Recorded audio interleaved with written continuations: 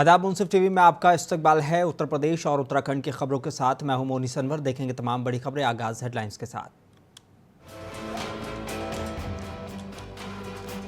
Uttar Pradesh police की भर्ती पहली और दूसरी पाली परीक्षा हुई समाप्त। यूपी पुलिस भर्ती में 48,17,441 अभ्यर्थियों ने किया था आवेदन।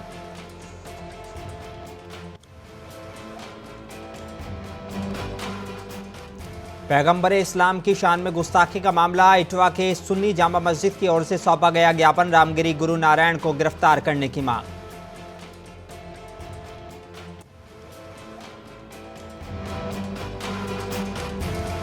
अंबेडकर नगर पालिका की बैठक में हंगामा। सभासद दो गुटों में बटे। दो गुटों में हुई हाथापाई। मारपीट का वीडियो सोशल मीडिया पर वायरल।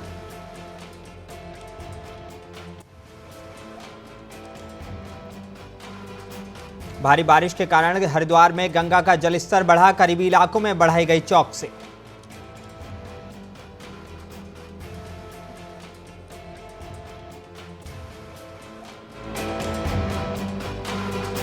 और उत्तर प्रदेश से नेपाल जा रही बस काठमांडू में हादसे का शिकार। यात्रियों से भरी बस मारियासागंडी नदी में गिरी। 14 लोगों की हुई मौत।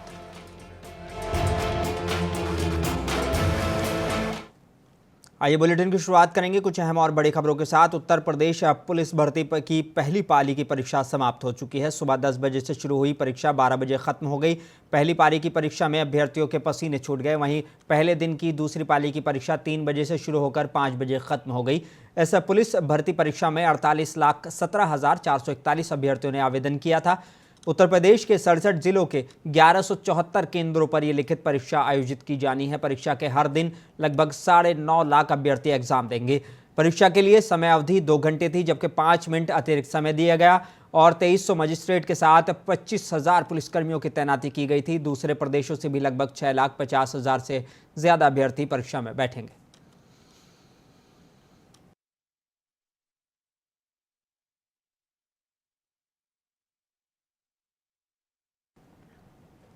वेस्ट बंगाल की ममता बनर्जी सरकार में कैबिनेट मंत्री और टीएमसी के वरिष्ठ नेता मौलाना सिद्दीकुल्लाह चौधरी ने कोलकाता की महिला प्रशिक्षु डॉक्टर के साथ हुई घटना पर दुख का इजहार किया है। उन्होंने कहा कि वक्फ संपत्तियों की रक्षा के लिए आखिरी हद तक संघर्ष करेंगे। देवबंद पहुंचे पश्चिम बंगाल सरकार के जनशिक्षा और पुस्तकालय सेवा मंत्री सिद्दीकुल्लाह चौधरी ने स्थानीय पत्रकारों से बातचीत की।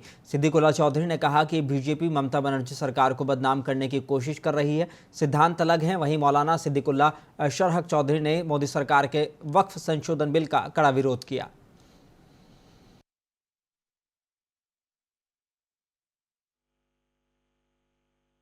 ये असल में वजह लंबी है कि बीजेपी वाले दिखाना चाहते हैं कि तुम हमें दोषी बनाते हो, मुत्तहम करते हो। तो इससे ज़्यादा ख़राब हालात तो नॉन बीजेपी गवर्नमेंट में है, ताकि लोगों का रुख उधर चला जाए। बीजेपी की तरफ जो उंगलियां उठती हैं वो उंगलियां उठना बंद हो जाए। ये पॉलिसी है। कोई शरीफ आदमी या कोई शरीफ दल पार्टी ये चाहेगी, आप उम्मीद कर सकते हैं। ये बात तो बिल्कुल ना। महाराष्ट्र के रामगिरी गुरु नारायण द्वारा मुसलमानों के पैगंबर मोहम्मद सल्लल्लाहु अलैहि वसल्लम पर टिप्पणी को लेकर सिद्धार्थनगर में इटवा तहसील और डुमरियागंज तहसील में उसकी गिरफ्तारी के लिए ज्ञापन सौंपा गया है। इटवा के सुन्नी जामा मस्जिद के इमाम मौलाना मोहम्मद उस्मान अलीमी की अगुवाई में एसडीएम इटवा को माध्यम से महामहिम राष्ट्रपति को ज्ञापन सौंपा गया है, जबकि डुमरियागंज में दारुल उलूम अहले सुन्नत गरीब नवाज के सदर मौलाना मकसूद अकरम ने नायब तहसीलदार को ज्ञापन सौंपा है। रामगिरी गुरु नारायण के इस बयान से मुस्लिम समाज में बेहद गुस्सा पनप रहा है, क्योंकि वो सीधे सीधे आस्था के साथ खिलवाड़ किया जा रहा है, जबकि अभी तक अमर्यादित टिप्पणी करने वाला आज़ाद घूम रहा है। पैगंबर मोहम्मद सभी धर्म के सम्मान करते थे।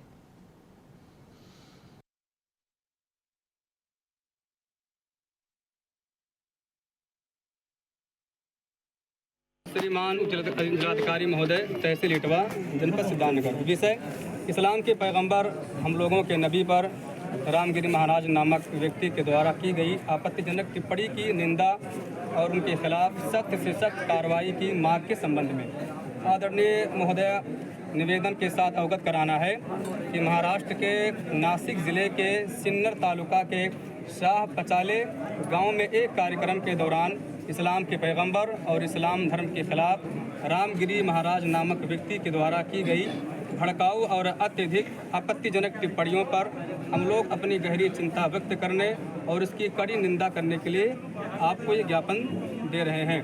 इन टिप्पणियों का वीडियो जो सोशल मीडिया पर वायरल हो रहा है, उससे हम मुसलमानों की धार्मिक भावनाओं को आहत करने और सांप्रदायिक तनाव को भड़काने का एक बड़ा प्रयास है। मैंने स्वयं आके यहाँ पे इनसे ज्ञापन दिया है और अपने उच्च अधिकारियों को इनकी बातें, इनकी जो भी समस्याएं हैं, इनको अपने उच्च अधिकारियों को सही माध्यम से प्रेषित। उत्तर प्रदेश के अंबेडकर नगर में नगरपालिका के बोर्ड की बैठक हुई और इसमें जमकर हंगामा हुआ है। बैठक के दौरान किसी बात को लेकर दो सभासदों में कुछ कहासुनी हुई, जिसके बाद राजू सभासद उठकर तारिक सभासद के पास पहुंच गए और दोनों में हाथापाई शुरू हो गई। देखते ही देखते सभासद दो गुट में बंट गए। दोनों गुटों में जमकर गाली गलौज और हाथापाई हुई। इस पूरे मामले का वीडियो सोशल मीडिया पर वायरल हो रहा है। इस मामले को लेकर अभी तक किसी ने भी पुलिस को तहरीर नहीं दी है। बोर्ड के चेयरमैन और ईओ ने भी चुप्पी साध रखी है। भारी बारिश के कारण गंगा नदी खतरे के निशान के करीब बह रही है। हरिद्वार में गंगा का जल स्तर बढ़ गया है। करीबी इलाकों के लोगों को चौकस कर दिया गया है। बता दें कि अनिल कुमार निमिष एसडीओ भीमगौड़ा बैराज सिंचाई विभाग हरिद्वार ने बताया कि पहाड़ी क्षेत्र में भीषण बारिश की वजह से गंगा में के जल स्तर में बढ़ोतरी हुई है।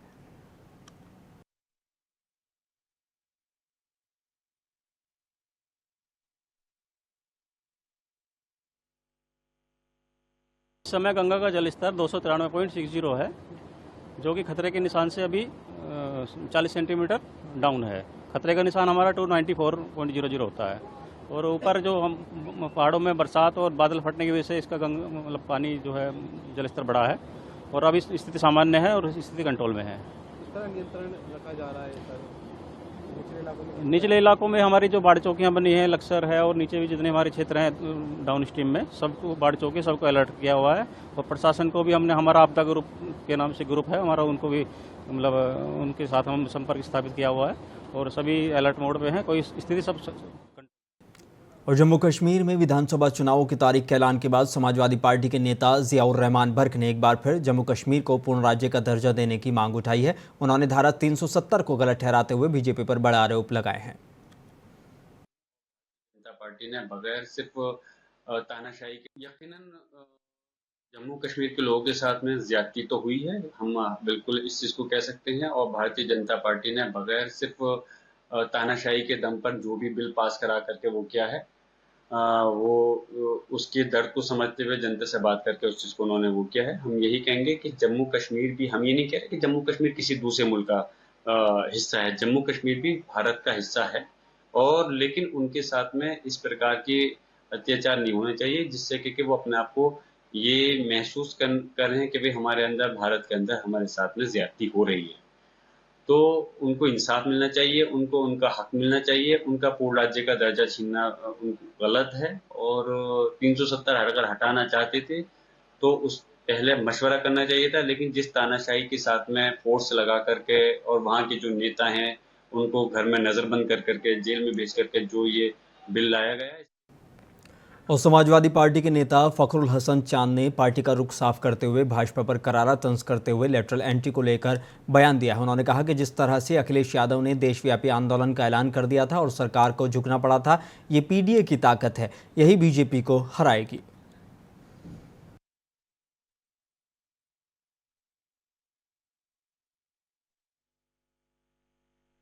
परीक्षा जो है बिना पेपर लीक संपन्न हो, ये समाजवादी पार्टी भी चाहती है कि नौजवानों को रोजगार मिले।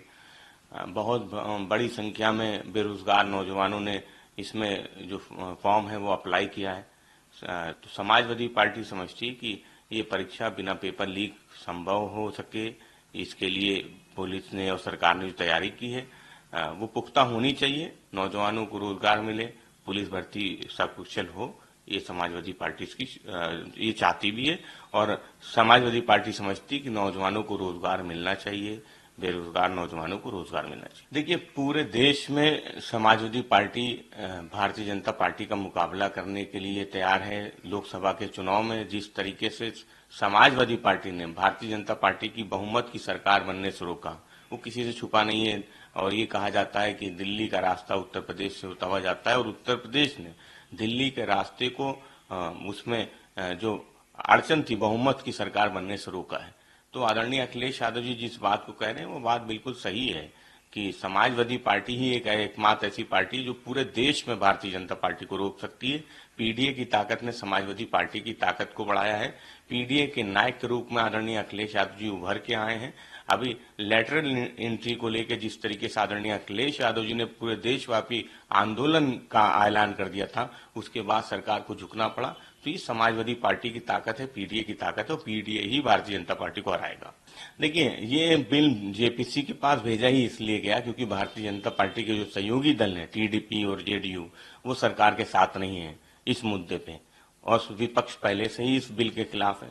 तो भारतीय जनता पार्टी का जो मुद्दा है, जो सोच है, वही हिंदू मुसलमान, मंदिर मस्जिद, वक्फ बोर्ड, इन्हीं मुद्दों पे वो राजनीति करना चाहती है, इन्हीं मुद्दों पे आगे बढ़ना चाहती है। और जो विपक्ष है और जो लोकतांत्रिक दल हैं जो भारतीय जनता पार्टी के साथ हैं, वो भी इस मुद्दे से अलग थे। तो समाजवादी पार्टी को भरोसा है कि ये बिल वापस हो।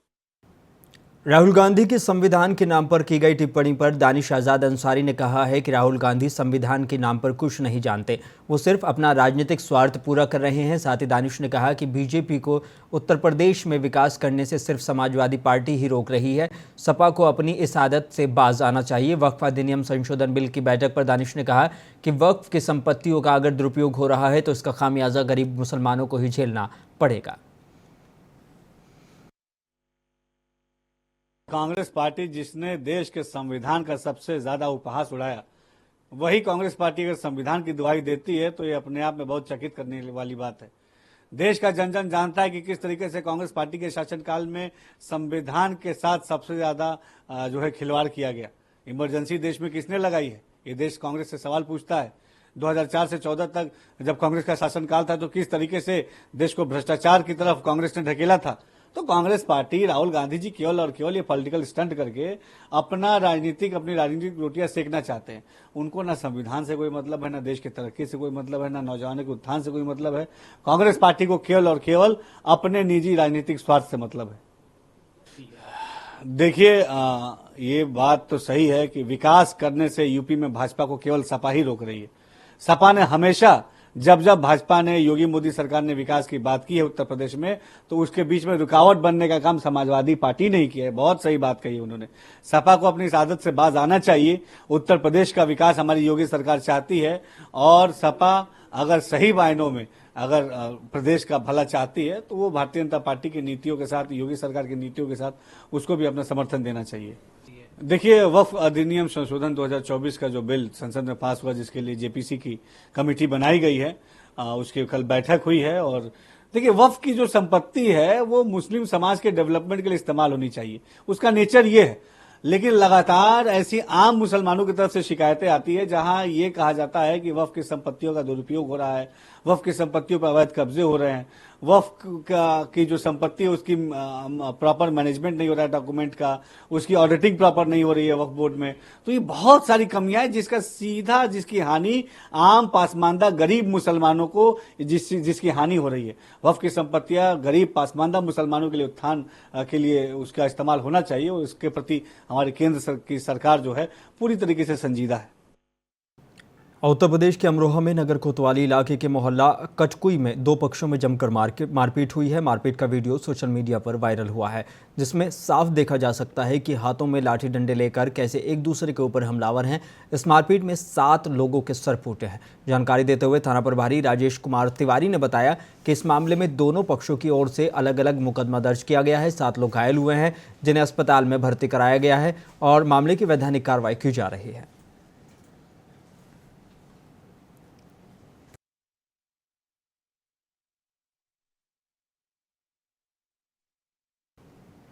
बुलंदशहर में दबंग प्रधान पति ने अपने साथियों के साथ घर में घुसकर महिला सहित घर के लोगों के साथ जमकर मारपीट की है और छतों पर चढ़कर जमकर पथराव भी किया है। बता दें कि मारपीट और पथराव का वीडियो सोशल मीडिया पर जमकर वायरल हो रहा है। दबंगों के आतंक से कई लोग घायल हुए हैं। दबंगों ने घर के सामने खड़ी मारुति कार सहित मोटरसाइकिल को भी क्षतिग्रस्त किया है। ये मामला बुलंदशहर के अरानिया थाना इलाके के गांव सुरजावली का है। पुलिस ने मामला दर्ज कर जाँच शुरू कर दी है।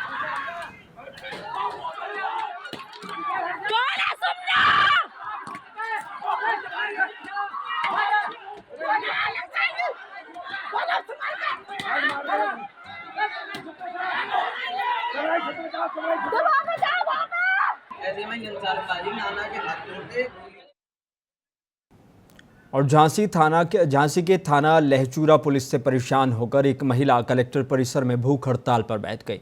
महिला का आरोप है कि उसके साथ हुई छेड़छाड़ आदि की घटना का मुकदमा नहीं लिखा गया है, जिसको भी ये तय लगभग 7 महीने हो गए हैं। वहीं पुलिस ने विपक्षियों से सांठगांठ कर कोर्ट के माध्यम से उसके और उसके परिवार पर झूठा मुकदमा लिख दिया। पीड़िता का कहना है कि अगर उसके खिलाफ लिखे गए मुकदमे को खत्म नहीं किया गया तो भूख हड़ताल पर बैठी रहेगी, भले ही क्यों ना उसकी जान चली जाए। वहीं महिला ने लहचूरा पुलिस पर रिश्वत लेने के गंभीर आरोप लगाए हैं।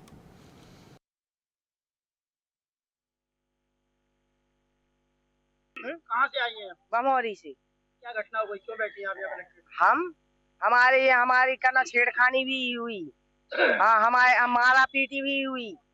हमको बुरी तरह से मारा पीटा भी था। छेड़खानी आपके साथ? उदयभान साहू ने। आपने इसकी शिकायत थाने में की? हाँ की। क्या जवाब मिला आपको? और कुछ जवाब नहीं मिला। हमको गुमराह कर 7 महीना गुमराह करते रहे और 151 में उसका चालान कर दिया। आज आप यहाँ क्यों बैठी हैं? हम परेशान हैं। जब हमारे पास हमें पता चला कि मुकदमा लिख गया है तब हमको हमें बैठना पड़ा। हम हर जगह एप्लीकेशन भी दी, कोई एप्लीकेशन का जवाब नहीं मिला हमको। हड़ताल पे बैठी हैं? हाँ बैठेंगे। बुलंदशहर के थाना डिबाई के गांव करीली में 2 दिन पूर्व पथराव की घटना में घायल युवक की उपचार के दौरान मौत हो गई है। मटन बनाने को लेकर हुए विवाद के बाद 2 पक्षों में पथराव हुआ था। पथराव में 40 वर्षीय बबलू को पेट में गंभीर चोटें आई थी। अलीगढ़ मेडिकल में उपचार के दौरान बबलू की मौत हो गई है। बबलू की मौत के बाद करीली गाँव छावनी में तब्दील हो गया। एडीएम वित्त और अपर पुलिस अधीक्षक अपराध ने मोर्चा संभाला। शव का पोस्टमार्टम कर परिवार के हवाले किया गया है। युवक की मौत से परिवार सदमे में है।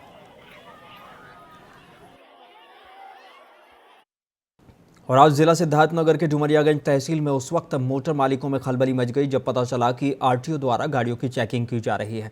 मीडिया में चल रही डग्गामार बसों की खबरों पर आज सिद्धार्थनगर के संभागीय परिवहन विभाग की नींद टूटी और पूरे जिले में जगह जगह एआरटीओ द्वारा गाड़ियों की चेकिंग कर उनका चालान किया गया। आपको बताते चलें कि अभी कुछ दिनों पहले उन्नाव में हुए ज़बरदस्त बस हादसे में कई लोगों की अपनी जान गंवा दी थी। तभी से मुख्यमंत्री तक को डग्गामारी के खिलाफ आदेश देना पड़ा था। इसी क्रम में आज एआरटीओ सिद्धार्थनगर ने डुमरियागंज का दौरा कर चेकिंग अभियान चलाया है।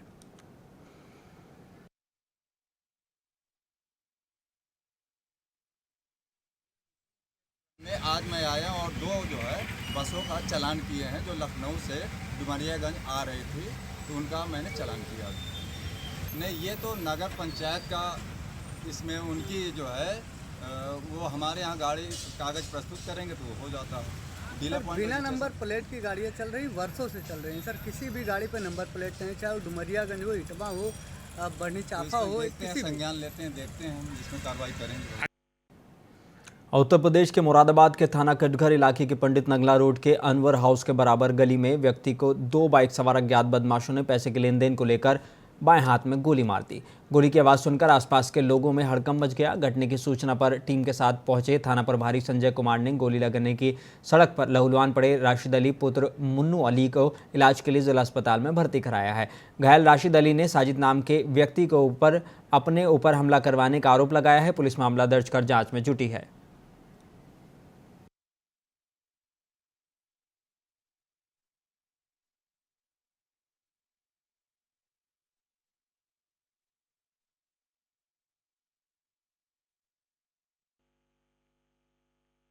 देखिए, आज शाम में लगभग 9:30 के आसपास एसएचओ कटघर को सूचना मिली कि एक व्यक्ति जो जयंतीपुरम थाना क्षेत्र के टीचर्स कॉलोनी का रहने वाला है, उसको अनवर हाउस नगला पंडित क्षेत्र में किसी के द्वारा उसको गोली मार दी गई है। इस सूचना पर तत्काल सभी लोग मौके पर गए और वहाँ पे जाने पर पता चला कि ये व्यक्ति जिसको गोली लगी, इसका नाम राशिद है और इसके बाएं हाथ में गोली लगी है। और उसके बाद उसको तत्काल वहाँ से हम लोगों ने अस्पताल भेज दिया है। उससे पूछताछ की जा रही है। उसने कोई पैसे के लेन देन का विवाद बताया है किसी व्यक्ति के नाम से। उस व्यक्ति को भी हम लोगों ने हिरासत में ले लिया है। उससे पूछताछ की जा रही है। उनके परिवारजनों को बुलाया गया है। इसमें तहरीर लेकर के इसमें अग्रिम वैधानिक कार्रवाई की जाएगी। और जो और नेपाल में एक बड़ा सड़क हादसा पेश आया है जिसका भारत से सीधा ताल्लुक है। यहाँ 40 भारतीय यात्रियों को लेकर जा रही एक बस तनहुम जिले के मार्सियागढ़ी नदी में गिर गई। प्राप्त जानकारी के मुताबिक यूपी नंबर की यह बस पोखरा में काठमांडू की ओर जा रही थी। वहीं सशस्त्र पुलिस बल के प्रवक्ता कुमार न्यूपाने ने दुर्घटना स्थल में 14 शव बरामद किए जाने की पुष्टि की है। गोरखपुर की रजिस्टर्ड बस पोखरा के काठमांडू की तरफ जा रही थी। दुर्घटना स्थल से कई यात्रियों को सशस्त्र पुलिस बल ने सुरक्षित बचा लिया है।